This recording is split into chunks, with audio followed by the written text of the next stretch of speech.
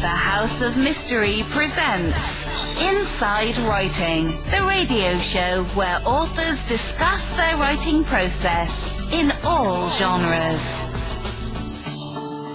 Okay, and we're back now, and joining us, as we said earlier, Tom Wescott.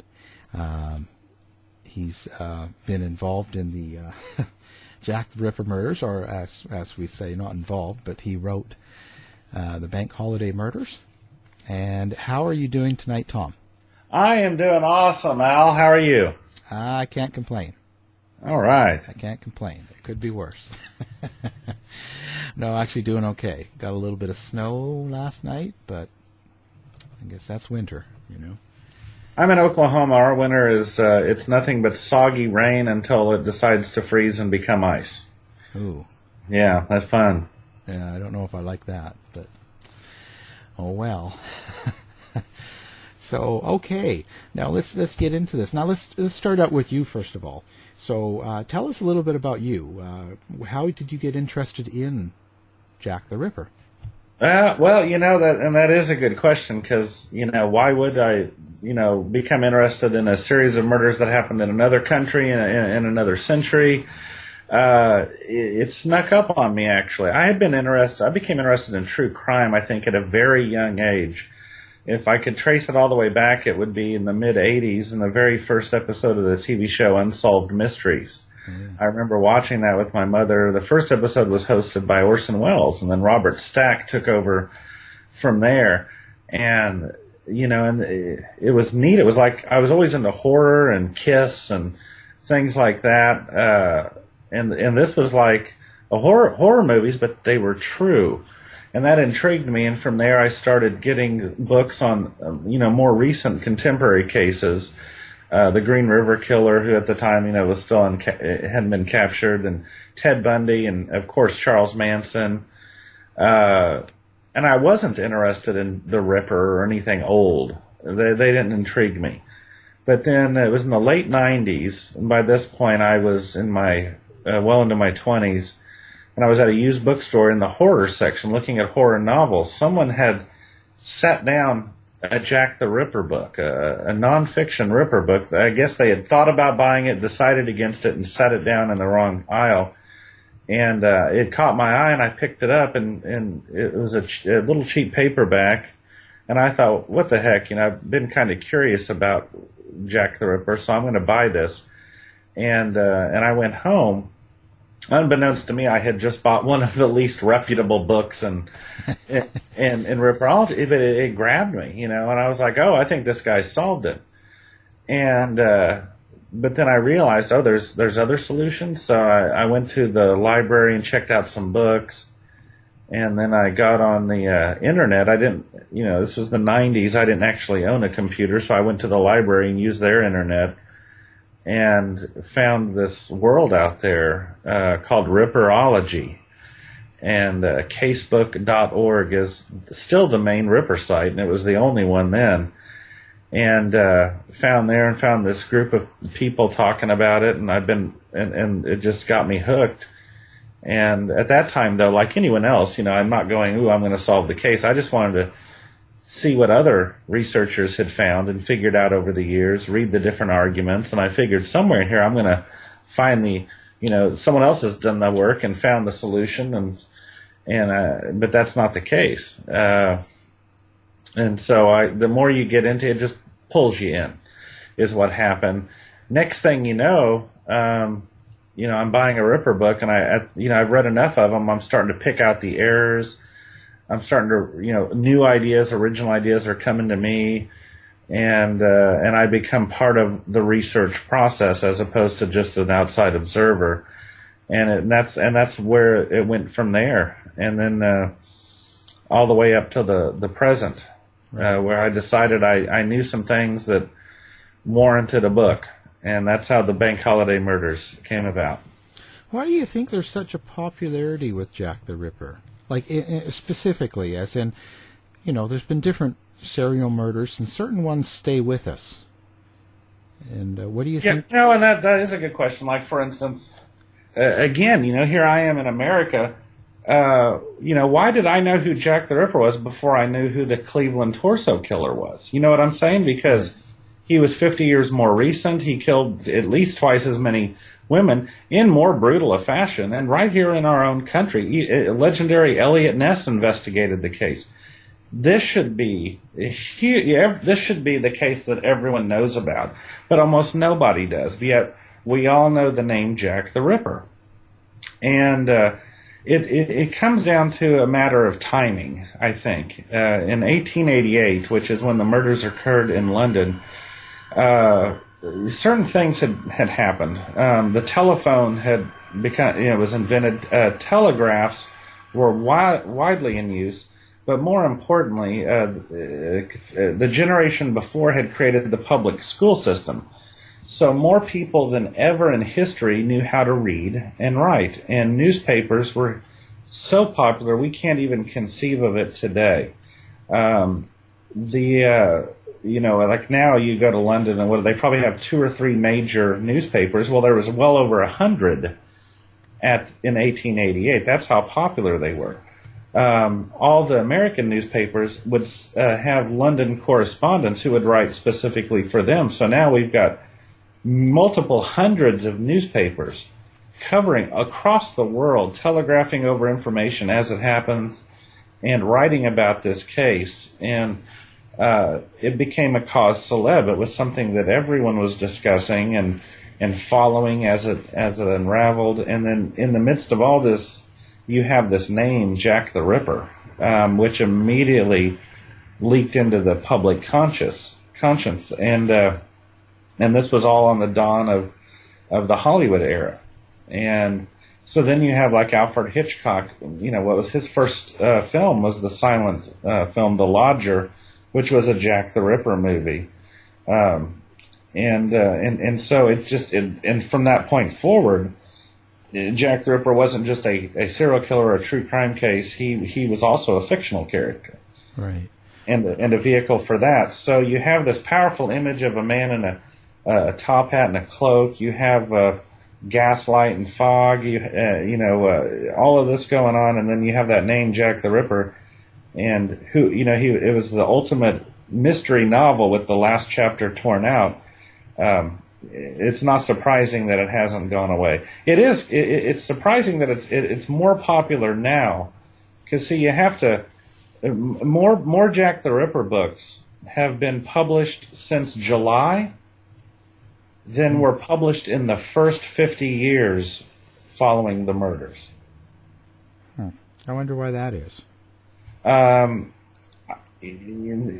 don't know. It's of course he's a brand now. Oh yeah, I mean there's always going to be a commercial aspect to stuff like that. And see, that's also why I chose not to use his name in the title of my book, because every Jack the Ripper book has either the full name Jack the Ripper or at least the word Ripper.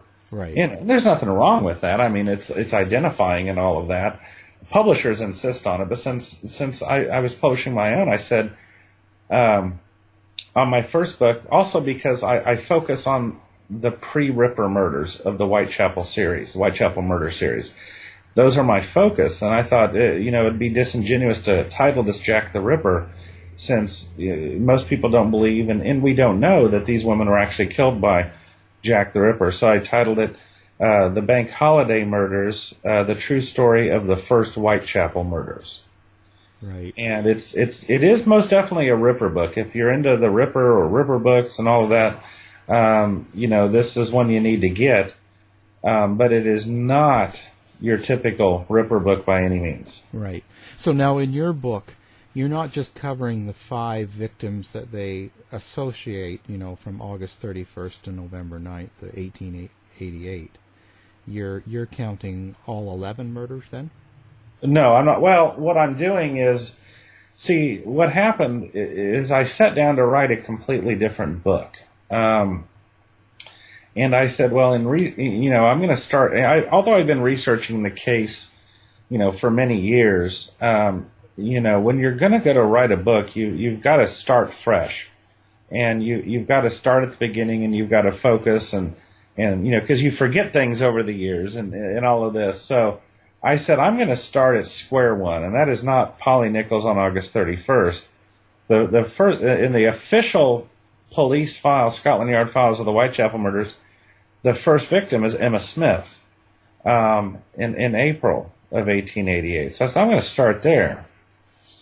And that's what I did. And I put away all the Ripper books that have come out. I started with looking at the actual police files and the newspaper reports, contemporary information, also memoirs written years later by the original investigators. I started with the source material, and in doing so, I started noticing there's a lot of stuff that the modern Ripper books don't tell us, or that they get wrong, or that they just haven't seen before or looked at before. I noticed that with Emma Smith, and then it really hit home when I looked at the murder of Martha Tabram and realized that her murder did not occur in the way that we're told it did in all the Ripper books, where they say she was stabbed 39 times in a frenzy. She was indeed stabbed 39 times, but she was also raped with one of the knives, probably the longer of the two knives. She was also had her top torn off, her breasts were exposed, her skirt was hiked up. She was in a position that looked to the person who found her as though she had been raped. In other words, the killer had spent, it wasn't just a frenzy stab and run. He spent some time with her on that stairwell. And there was a lot of things that were actually similar to the Polly Nichols murder, which in my next book I'll have some revelations about that too. But in Bank Holiday Murders, I start with Emma Smith, Martha Tabram. I also present information for the first time on Emily Horsnell, who, by all rights, is really the first Whitechapel murder. The only reason she didn't make it into the files is that the coroner, as it talks about in my book, the coroner, this young lady was beaten to death. Probably raped also with an inanimate object, as was Emma Smith and Martha Tabram. And then, but the police said, we're not going to investigate this because honestly we don't have any leads. So the coroner said, well, then there's no point in doing an autopsy. And he would not allow the jury to return a verdict of murder. He returned a verdict of open, therefore not making it an official murder. Thus it can't be a Whitechapel murder. But she would officially be unofficially is the first Whitechapel murder, and that's discussed in my book for the first time. It was a discovery made by a researcher named Deborah Arif, fantastic researcher, and I wish we knew more about this young lady, Emily Horsnell, but there's virtually nothing known about her at this time other than how she died, and even that's not fully known because there was no autopsy performed on her. But it appears that she was set upon and attacked, beaten severely, died of peritonitis, which is injuries of the internal organs. The next victim, Emma Smith, was also beaten severely, raped with an inanimate object, died of peritonitis, and her murder occurred on a bank holiday near Easter, which, for those who don't know, that's a UK term, I guess, bank holiday. We don't use that term in America, but it basically signifies a holiday in which the banks are closed. We're having one of those, yeah. Thanksgiving, Christmas. So that's where the name, because Emma Smith was killed on a bank holiday. The very next bank holiday, Martha Tabram was murdered. And so I thought, yeah, that's interesting. That's not coincidence. Whoever killed these women, that must have meant something to them. Not on a deep level. It just means they were off work and whatever. But see, here's the funny thing: Ripperologists all these years have debated as to whether Martha Tabram was a Ripper victim or not. They've always said, "Well, Martha Tabram was she?" What no one has ever talked about is forget the Ripper for a minute. Did the same person or people kill Martha Tabram who killed Emma Smith? Were these people killed by the same person? That question's never asked. And that was a question I wanted to answer, and I believe I do in my book. The conclusion is it would be remarkable if these murders were not related. First of all, murders were very rare in the East End of London at that time, this kind of a murder was extremely rare. These were not domestic murders. They were stranger murders. These women were prostitutes. They were brutalized in a public setting. Their killers were not named nor caught. Both women were beaten upon the head. They were, again, raped with a blunt or with an inanimate object. In Emma Smith's case, a blunt object. In Martha's case, a bladed object. And there was an escalation there. Emma was not stabbed, whereas Martha Tabram was stabbed multiple times with 2 different blades, and which some have suggested might point to 2 different killers, and it might, but, of course, one person could also have 2 different blades on him. Why do you think the other people researching have never really gotten into, like, the Emily Horsnell and Smith? Well, Emily Horsnell is a relatively recent discovery. That has only... And again, my book, I'm pretty sure, is the first one to ever mention it. Relatively recent discovery, but why haven't they asked those questions? I don't know, because everyone's focused on Jack the Ripper. The big question is, who was the first Ripper victim? And nobody looks any further in the past than Martha Tabram, because she was killed with a knife, whereas Emma Smith was not. And so people don't see a connection there. But they're very connected. I mean, the murders occurred so close together that you could, like, throw a baseball and go from one to the other. And so close together. Both of the women, although they never knew each other, they came from... Emma Smith lived in 18 George Street. Martha Tabram's final address was next door at 19 George Street. Right. Martha did not move to that house until after Emma had been murdered, so that's why I say they wouldn't have known each other. Emily Horsnell comes from 19 George Street.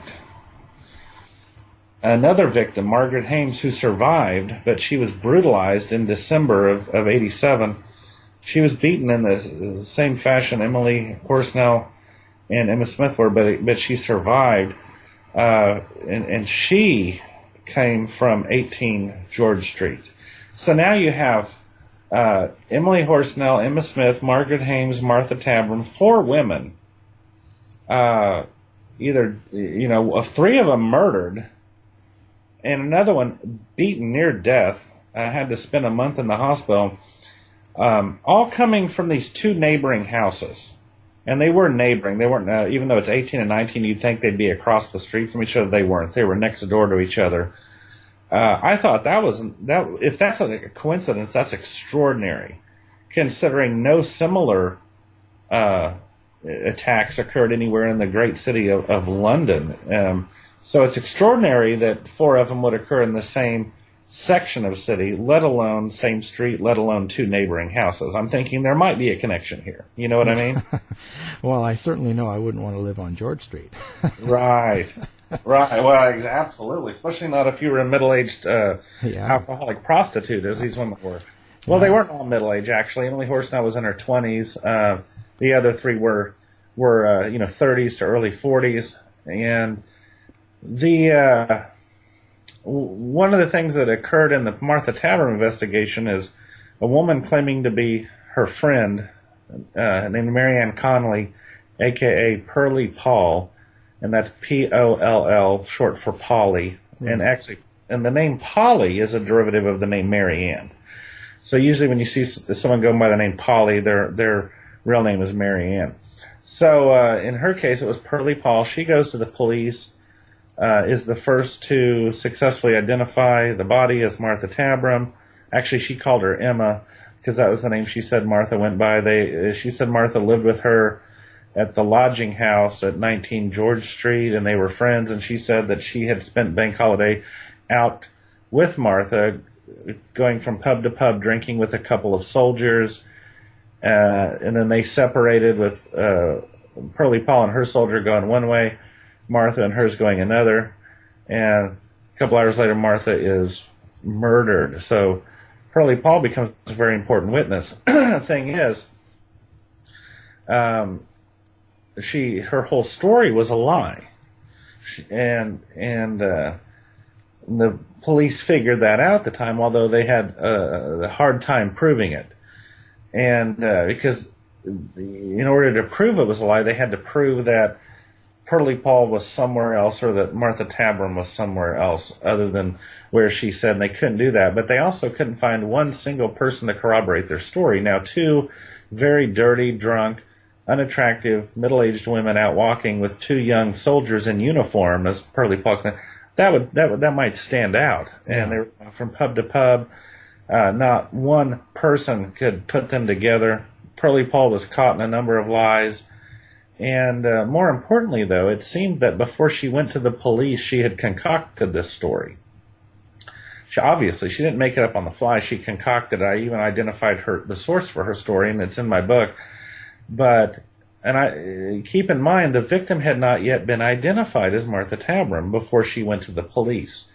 So somehow Pearlie Paul, before she went to the police, before she saw the body, she had concocted the story, but more importantly, she already knew that the unnamed dead woman was, in fact, Martha Tabram. And it occurred to me, how would she know that unless she knew the murderer? And why would she go and lie to the police? You should keep in mind that there was no reward. There was no personal gain for her. And as a career criminal, she would have avoided the police at all costs, not seek them out. So, and then by lying to them and potentially getting caught in a lie and facing prison time, there's no gain for her, unless the gain was to lie to the police, to get them searching for suspects that didn't exist, to get them off the trail of the real killer. And it worked, because they sent them doing numerous identity parades where she picked out two men and said, yep, those are the soldiers. The men had ironclad alibis. She was obviously just lying to the police again. She then disappeared, ran away to hide from the police, told people she was going to go commit suicide. They eventually found her and brought her back. But this was very fishy, and it occurred to me, well, Pearlie Paul lived at an address where two women had been murdered, and next door to another woman who'd been murdered and a woman who'd almost been murdered. And she seems to have inside information. Let's follow her. Well, then Pearlie Paul moves, right after the Tabram murder, she moves from 19 George Street to 35 Dorset Street. And within a few weeks of Pearlie Paul moving to this address, 35 Dorset Street, within a few weeks, two women are murdered, and these become the first two canonical Jack the Ripper victims, Polly Nichols and Annie Chapman. Now, my book will be the first book that you see the address 35 Dorset Street given to Polly Nichols. All the other Ripper books put her at a different address. But in my research, simply looking at her death certificate, which has been on the internet for 10 years, I saw that her final address was, in fact, 35 Dorset Street. So this presents a new piece of the puzzle. So it seems wherever Pearlie Paul goes, people show up dead. And I thought, well, this could be a coincidence, although how many women can now be connected to 6 victims, within a very short period of time, and after having moved? It's remarkable, and it gets even more remarkable when you consider that Annie Chapman, just before she was murdered, there was a woman who lived at 35 Dorset Street who Annie clearly did not get along with, because they got into at least one fist fight just before Annie Chapman was murdered. Well, this woman happens to be a friend of Pearlie Paul's. And I thought, well, isn't that interesting? Because now there's even more direct connection between them. The police did go and talk to Pearlie Paul about the Chapman murder, and her friend was looked at as a suspect in the murder. People assume that no women were ever looked at as suspects, but that's not true. So now, do I believe... This sounds like I'm building an argument that Pearlie Paul was Jack the Ripper. No, she was not. I don't think she was physically capable of doing it. She was in bad health. Also, whoever killed these women would have had to have been taller and much stronger than them. And so I'm pretty sure we're looking at a male killer, perhaps more than one. But it's just quite a coincidence with her. Well, it almost stretches beyond the realm of coincidence to, I think she knew who it was. So then the next question I asked myself was, well, who did Pearlie Paul, who would have this kind of control and power over her to get her to go lie to the police? Because that's a big deal, you know. And I started researching it and found out, well, there's the one group of people in the East End who had more power than the police were the landlords. Because they controlled where you slept, where you ate, if you slept, if you worked. They controlled all that. They paid the police, and I have a lot of research on that in the book. And I centered on a few, because where you look at where all the victims lived, these houses were owned by a small group of landlords who all happened to be friends or even related by marriage. One of them is John McCarthy, who is was the landlord of Mary Kelly, the final canonical victim, who incidentally died at 27 Dorset Street. She drank at the same pub as Annie Chapman, as would have Pearlie Paul. You know, I mean, all these women appear to have known each other to some extent. I hadn't yet been able to directly link Pearlie Paul to Liz Stride and Catherine Eddowes, but they lived on Flower and Dean Street, which would not have, which is in the same vicinity, very close actually to George Street. Very, very, it was like one street over or something. Very close. So the connections, there's a lot of them. And there's probably, I think we're turning up, since my books come out, more interesting connections have turned up. I also, in my book, point the finger at a Sergeant William Thicke, a police sergeant, who was friendly with the landlords, definitely taking money from them. And he attempts to frame a character named John Pizer, frame him for the murders, and calling him by the name Leather Apron, which was the name originally given to the killer before Jack the Ripper. Right. And he fails in his attempts to frame Pizer, but, I started asking the question, well, why did he try to frame Pizer? What's the point of that? And he didn't do so on the behest of the police, that's clear. And that's when I discovered his connection to these same landlords that would have held sway over Pearlie Paul. And I thought, oh, what's going on here? The thing is I don't have anything concrete. There's nothing there. I haven't found some lost document that said I know who Jack the Ripper is. None of that. But it's not theory and speculation either. Everything in my book comes from actual documents and his, the police reports, the newspaper reports, other sources like that. It's all coming from that, and it's all detailed in there. How good do you think the policing was back then? Oh, overall, very different from today, but overall, very good. The difference is police today operate very much in the same way that Pizza Hut does. You go, oh, I want a pizza, you make a phone call, and a little while later they arrive at your door. So police today are reactive. They're like ambulances. Back then, police were more proactive. They, every policeman had a beat. These were patrol constables. They walked around constantly. They wore loud shoes, so you could hear them coming. The idea being their presence in the area would help prevent crime, not just, solve it after it's happened. Right. They checked all the doors and everything. Yeah. They would, absolutely. That night, they would check the locks as they walked by. If you paid them a little extra money, they would knock on your door in the morning to make sure you're up in time for work. This was in the age before, alarm clocks. Yeah. So, but yeah, so in some respects, you might argue that policing was more effective then than it is now. But at the same time, these bobbies, as they were called, had just a horrible job to do because they didn't carry. It's still to this day, police in London don't have guns. They don't carry guns, so they were constantly the victims of abuse, and their lives would be made hell. especially in the East End, to where a lot of them really wouldn't have had a choice but to be working for the landlords, looking out for them and their interests, which included illegal boxing, of course, prostitution, things like that, receiving and selling of stolen goods. These were the trade.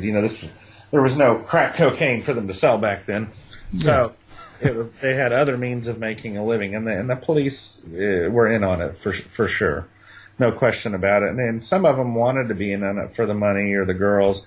Others, I think, just they wanted to stay alive, and if they didn't want to get basically murdered, as would sometimes happen, or beaten up on a regular basis.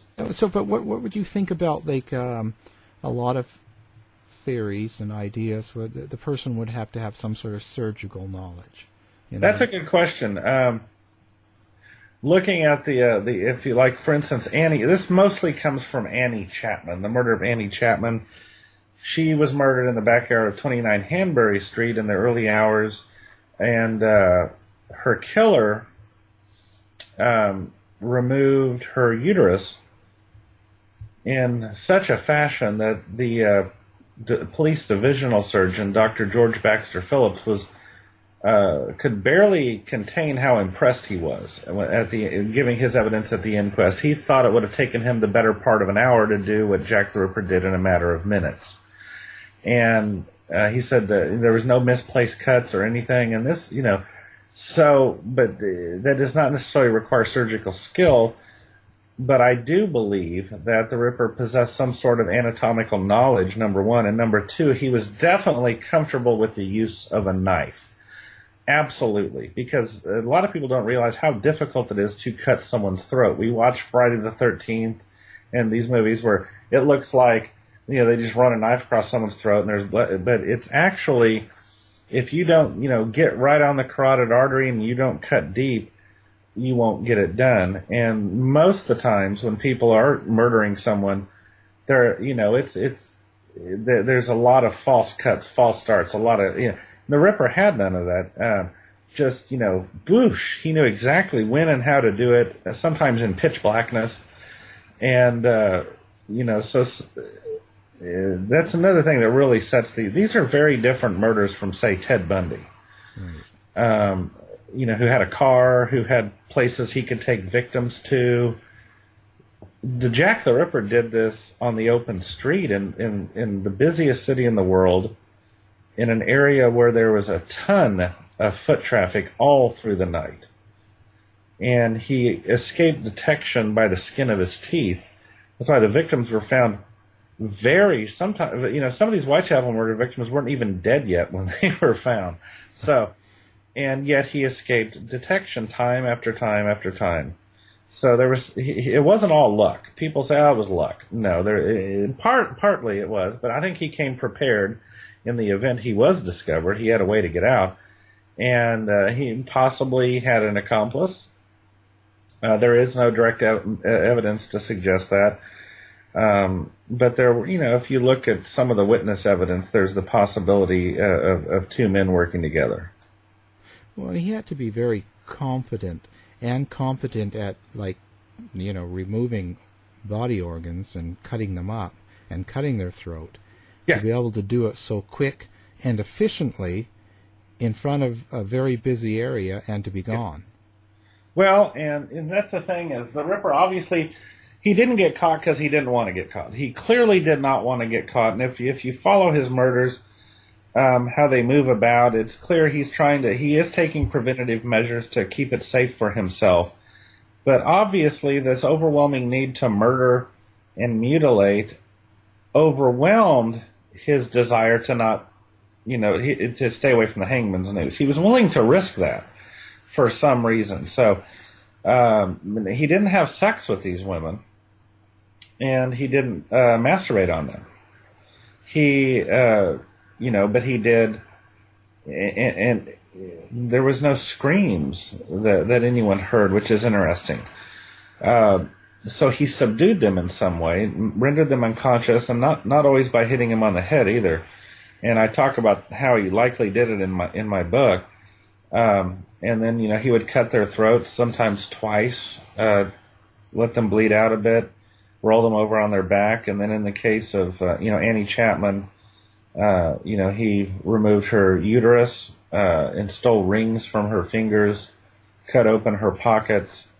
In the case of Catherine Eddowes in Mitre Square, he was working in near pitch blackness. So he had far less light to work with, so his job of cutting was not clean at all. But he managed to remove her left kidney.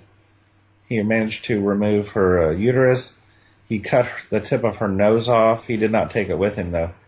And he nicked her eyelids and cut chevrons into her face, upside-down V's. He then, or possibly before doing any of this, removed a large portion of her long, dirty white apron, which he did take with him. And then a few streets over, he left this apron under a piece of chalk graffiti that read, in essence, "The Jews are the men that will not be blamed for nothing." and then he disappeared, never to be, seen again until he emerged the next month and killed Mary. Now, the next victim he kills was indoors, and that's Mary Kelly. One of the most first crime scene photos ever taken, by the way, because a photo of her was taken while still lying on her bed in her home, and it's probably the first crime scene photo ever taken. Also, remains to this day one of the most gruesome. Have you seen it, Alan? No, I haven't seen that picture. You haven't. He spent a lot of time in that room, and removed the flesh from her bones, removed her breasts, put one under her pillow, one by her feet, cut her face off, although he did not injure her ears, nor did he injure her eyeballs. He made sure he didn't do that for some reason. He positioned her. You'll have to look at the photos, and then he simply would have been absolutely covered in blood. He would have done this while nude, and then put his clothes back on, and left her place. And nobody any the wiser as to who he was. Did he send it, like now on Catherine Eddowes, that's the part of the victim that the kidney Yes. that he sent to George Lusk, right? George Lusk, who was the chairman of the Whitechapel Vigilance Committee in mid-October, did receive a package that contained part of a human kidney and a letter attached addressed "From Hell," which is where the well-known graphic novel and film get their name from Hell.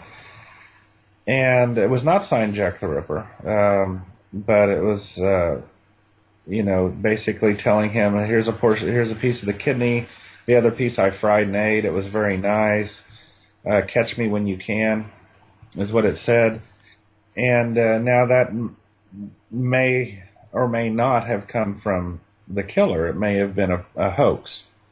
I do know who sent that package, but I don't know that he was the killer. He was a suspect, and that's going to be discussed in an upcoming book of mine. But I don't know that the evidence at the time, it like so much in this case, it can go either way.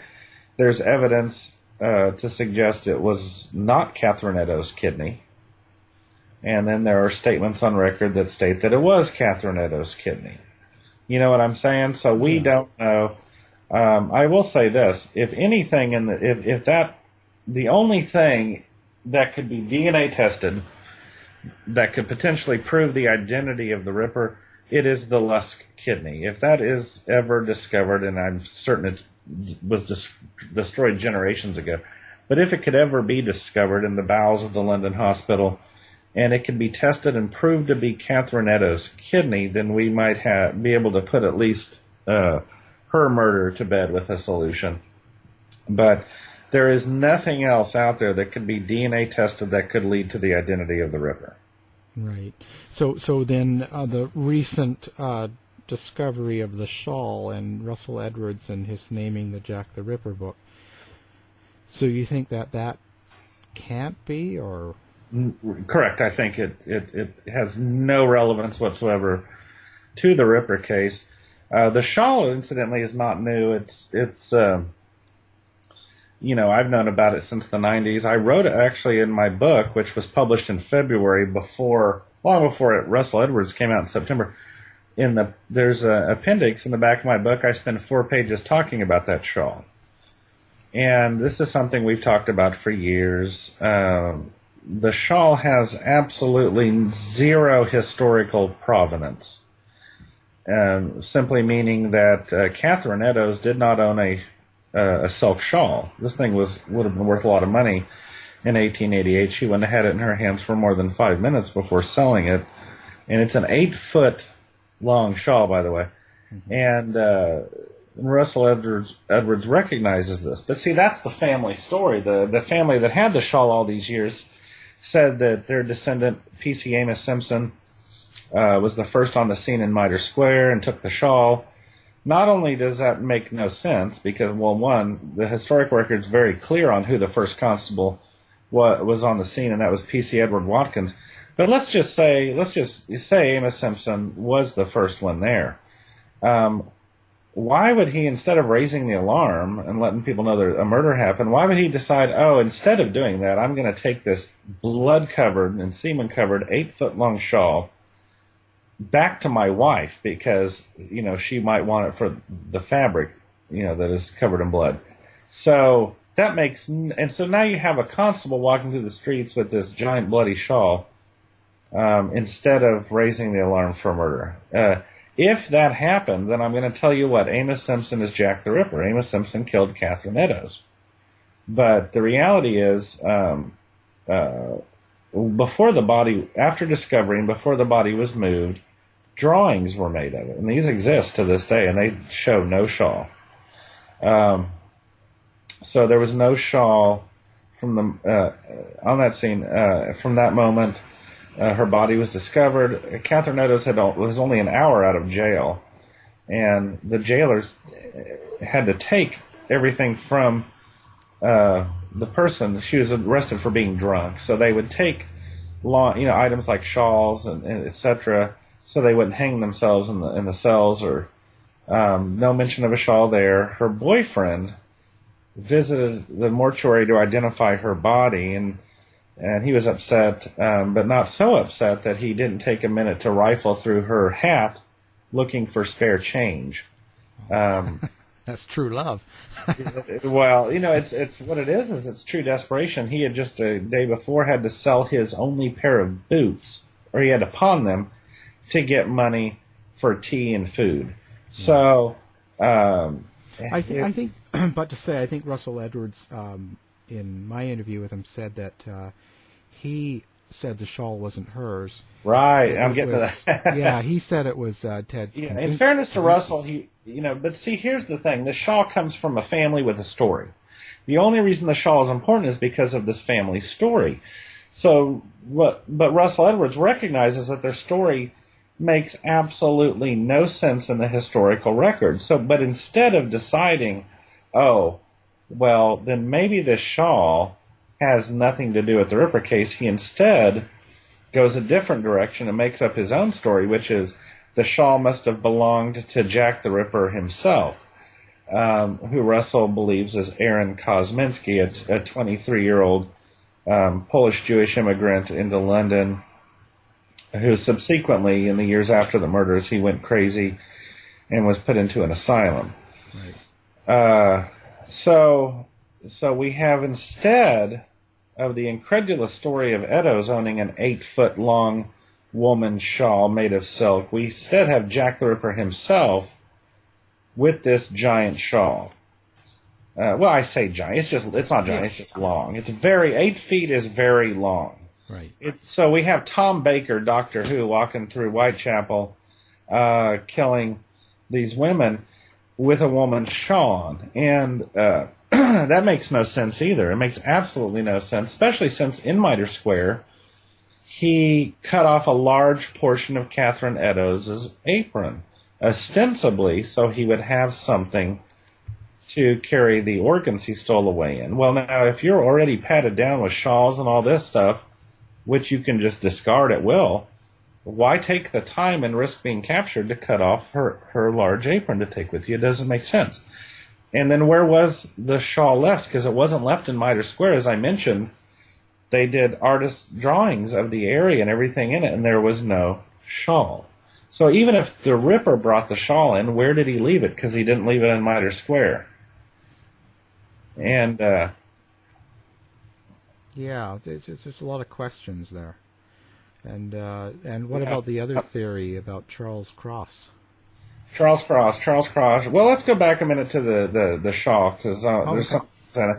So now, of course, people can say, well, yes, but if the shawl renders DNA from Catherine Eddowes and Aaron Kosminski, then the whole historical argument doesn't even matter, because then it does put those two people together with the shawl.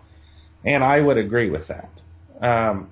Although, if anyone's been paying attention to the media since the book has come out, the DNA evidence is apparently, as it was put into the book, doesn't add up. And I'm no scientist. I don't pretend to understand that side of it. I knew from the get-go there was no DNA on the shawl, but it appears some mistake was made, and that the DNA that was thought could only have belonged to Eddowes could have belonged to most of the women of London, or any. It could have belonged to anybody. It's not unique. There's no fraud here. Some people have suggested that Russell Edwards committed fraud, and he didn't. And he's no more scientist than I am, and his scientists, no one committed fraud. The only thing they might be guilty of is rushing to publication, a little quick, because no peer review had been done of the work or anything like that. You know what I'm saying? No paper published. So it's not a case of fraud, but that's if Aaron Kosminski was Jack the Ripper, then it's not because of any DNA findings, and it's certainly not because of that shawl. Right. Okay. Well, and then back to the Charles Cross. Charles Cross is the man who discovered the body of Polly Nichols, the first canonical Ripper victim. Oh, he was a car man, walking to work. He was a delivery driver, basically, and he was walking to work, and he noticed something large and black across the street laying on the sidewalk, and he thought it was a tarp. And he walked, it was outside of a stable gate, so it's exactly where you might expect to see a tarp discarded. But he was halfway across the street, and he noticed that it was not a tarp, it was a woman. And it was around that time he heard footsteps approaching, and he turned and saw another fellow coming up, and this person's name was Robert Paul. And he reached over and said, "Hey, look at this over here. I think this is a woman." And they went and checked and decided she was either drunk or dead. It was too dark for them to see the cut on her neck. And, they couldn't hang around. They had to get to work. Because back then, Charles Cross had worked at the same place for 20 years. But if he made the habit of being late to work, he'd be fired outright. And there was no unemployment back then. You just starved. Yeah. So they kept walking to work. On their way, they ran into a police constable and said, there's a woman either drunk or dead in Bucks Row. And this constable kept knocking up people. Remember I mentioned earlier, you pay someone to knock and wake you up. That's what he was doing when they ran into him, and that kind of bothered them a bit that he didn't rush to Bucks Row. He kept knocking people up. But he did eventually make his way there. In the interim, while Cross and Paul were walking, a police constable by the name of John Neal independently came across Polly Nichols' body, and he had a lantern on him, a bullseye lantern, which he could use to see that she had in fact been murdered. He flashed the lantern to silently signal a neighboring constable who came over, and then so all these constables converged and went about their investigation. So anyways, that's who Charles Cross is. He was a carman who discovered Polly Nichols' body. Now, over the years, since the 90s at least,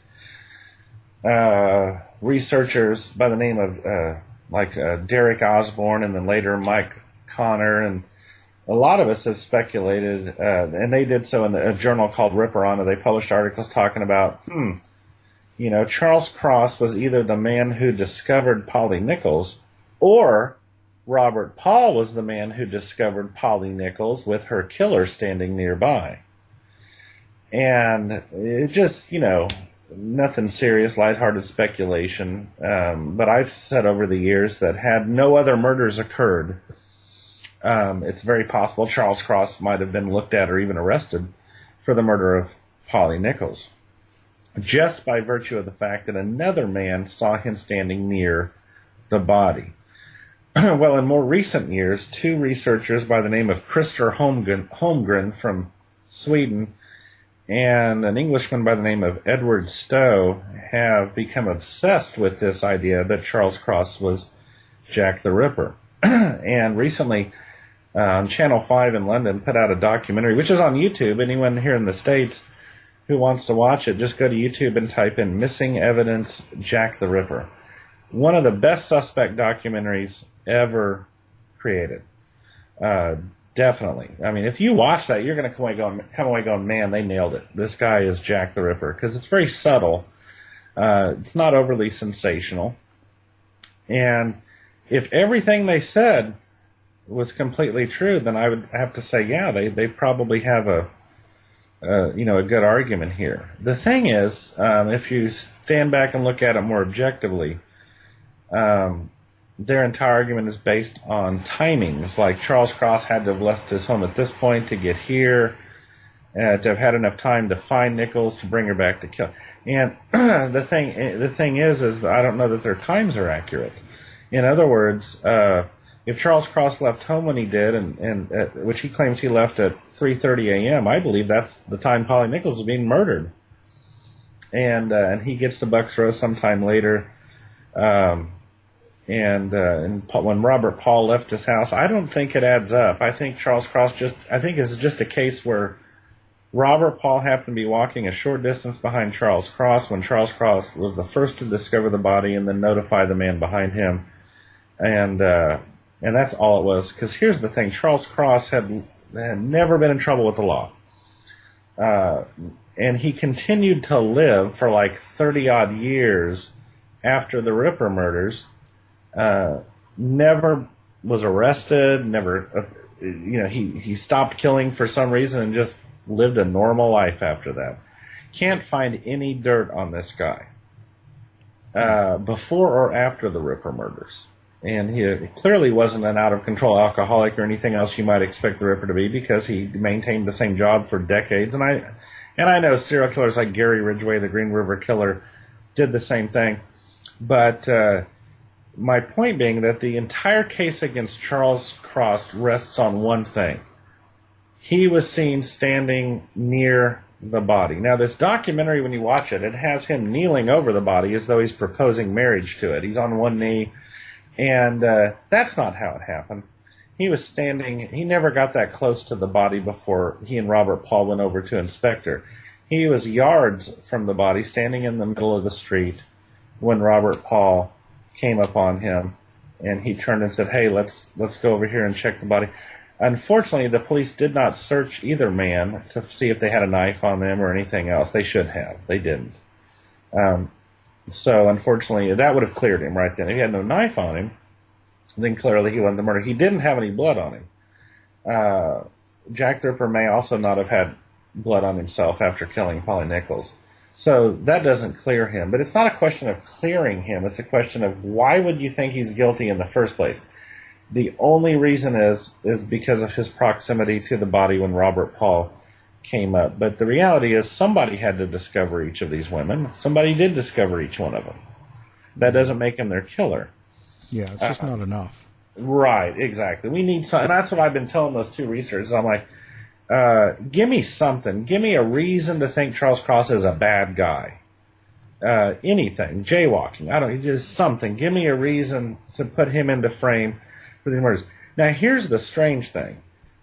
Charles Cross was not a contemporary suspect. He's a witness, and there's no evidence against him. Here's the strange thing. The case against him is still more compelling and more convincing than most of the other theories out there. So, that says something about the suspects in this case. There's just not a lot of evidence against anybody right now. In one of my upcoming books, I'll be presenting a case against someone. I won't be arguing for them as the Ripper because I'm not convinced they are or that they killed anybody. But I'm going to be presenting evidence that's probably more compelling than anything that's been put forward. But up to this moment, Charles Cross and that documentary, Missing Evidence, Jack the Ripper, is one of the most compelling and convincing suspect arguments to date. And the sad truth is, the guy's not even a suspect. He's just a witness. So up till now, what have you had or read or seen or anything that's been the most influence on you? Oh, you mean in terms of Jack the Ripper stuff? Wow, that's the first thing that came to mind when you asked that question were the books by Stuart P. Evans. He has put out a Jack the Ripper book called, along with Keith Skinner, his co-author, called The Ultimate Jack the Ripper Companion, also called The Ultimate Jack the Ripper Source Book in England. And what this is these are the actual Ripper police files. He and Keith went through the actual files and hand transcribed them, which is not easy to do because they were reading 100-year-old Victorian handwriting, and police jargon and all this. But they did it. They transcribed all this stuff and put it into a book. So it's the single most indispensable resource for anyone researching Jack the Ripper. Also, Stewart's other books, The Man Who Hunted Jack the Ripper, and Letters from Hell, about the Ripper letters, and Scotland Yard Investigates. And he wrote the first book on suspect Francis Tumblety back in '95. Which is, to me, a hallmark suspect book. Tumblety's a horrible suspect, but the process that Stewart went through to research and present the book, I think, set a good example for suspect books to follow.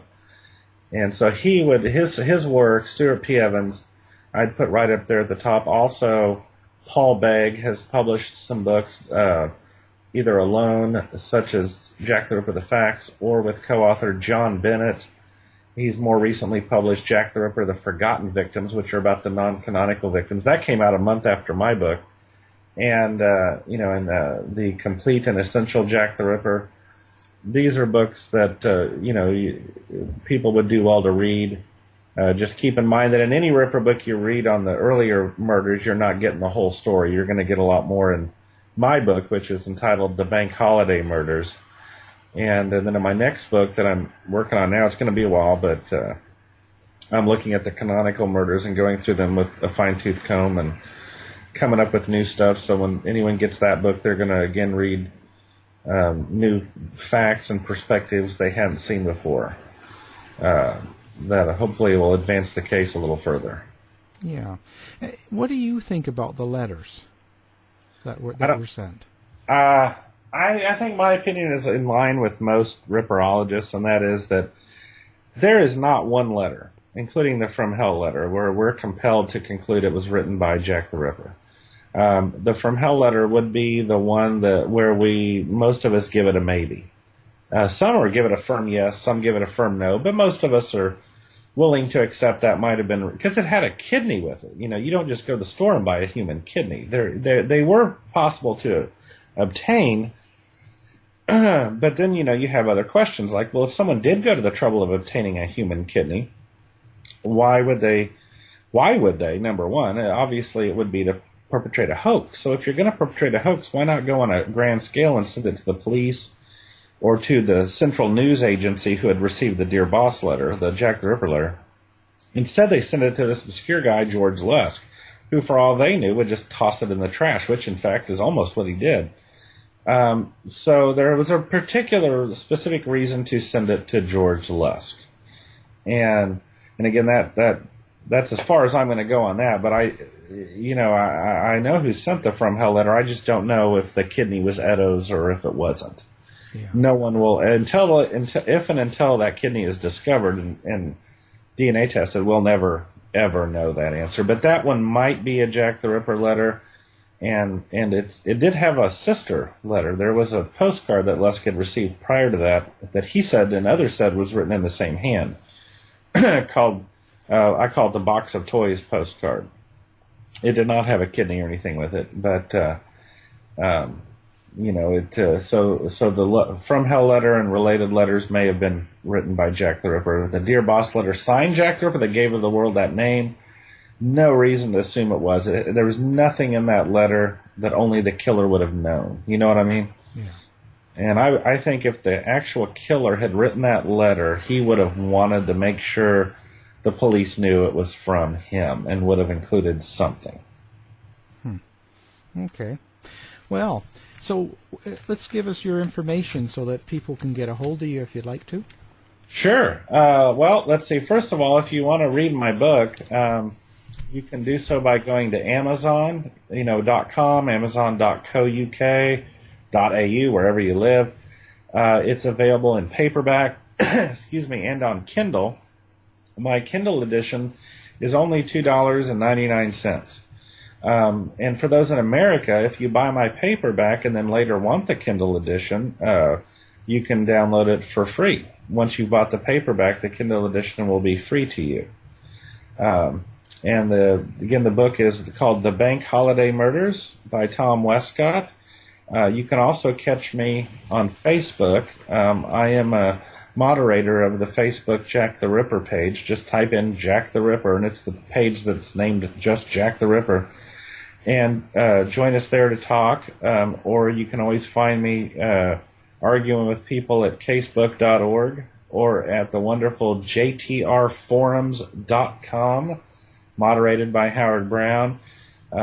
Any of those resources are good. I have a website. I don't do much with it, but it's ripperbook.com. In the future, I will, when I find a good webmaster. If you're out there, hit me up. But I think that about does it. Okay. And so when do you plan on getting your new book out? Got to write it first. I'm writing Oh. it now. And it's slow going because, again, I'm doing the same thing I did with Bank Holiday. I'm researching while I write. I'm going back over everything with a fine-tooth comb, and it's a slow process, but it's a rewarding process. And I'm still working on the Polly Nichols chapter, so I have a long ways to go. Yeah. But hopefully I'll have that out next year. Well, that's great. Wait a minute. This is the end of, okay. Let's say end of 2015 or 2016 sometime it'll be out. Okay, yeah. Okay, well, we look forward to it. And I appreciate you being here. Oh, it was a blast. I appreciate the invite, Alan. Yeah, we'll do it again. Thanks very much. Got it. Show's over for now. Was it as good for you as it was for me? Well, good night. This has been a production of the Z-Talk Radio Network. I'll be back.